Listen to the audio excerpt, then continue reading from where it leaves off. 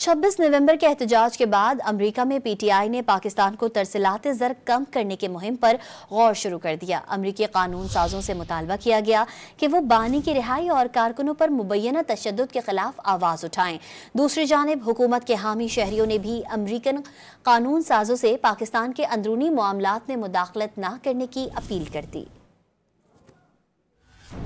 امریکہ میں P T I اور حکومت کے حامی ارکان ایک بار پھر فعال ہو گئے۔ پی ٹی آئی کے کارکن اور رہنما امریکی حکام سے بانی پی ٹی آئی کی رہائی اور 26 نومبر کے اسلام آباد میں پی ٹی آئی کارکنوں پر مبینہ تشدد کے خلاف آواز اٹھانے کا مطالبہ کر رہے ہیں۔ اسی سلسلے میں پی ٹی آئی کے حامی واشنگٹن میں نیشنل پریس کلب کے باہر جمع ہوئے۔ شرکاء نے 26 نومبر کے احتجاج کا معاملہ ایمنسٹی انٹرنیشنل سمیت دیگر عالمی اداروں کے سامنے اٹھانے کے حق میں نعرے لگائے۔ امریکہ میں پی ٹی آئی کے عہدیدار نے پاکستانی نژاد امریکیوں پر زور دیا کہ وہ حکومت پر دباؤ ڈالنے کے لیے پاکستان کو بھیجے جانے والے ترسیلات زر کو کم کرنے پر غور کریں۔ احتجاجی مارچ میں حال ہی میں ڈونلڈ ٹرمپ سے ملاقات کرنے والے پی ٹی آئی کے رہنما نے بھی شرکت کی، جنہوں نے بانی کی رہائی میں ٹرمپ کے کردار سے متعلق سوال کا جواب دینے سے گریز کیا۔ دوسری جانب حکومت کے حامی پاکستانی نژاد امریکیوں نے امریکی قانون سازوں سے پاکستان کے اندرونی معاملات میں مداخلت نہ کرنے کا مطالبہ کیا۔ امریکہ میں تعینات پاکستانی سفیر رضوان شیخ کی بھی امریکی کانگریس کے متعدد اراکین سے الگ الگ ملاقاتیں ہوئیں۔ پاکستانی سفیر نے پاک امریکہ تعلقات مزید مضبوط کرنے، تجارت اور سرمایہ کاری کو فروغ دینے پر تبادلہ خیال کیا۔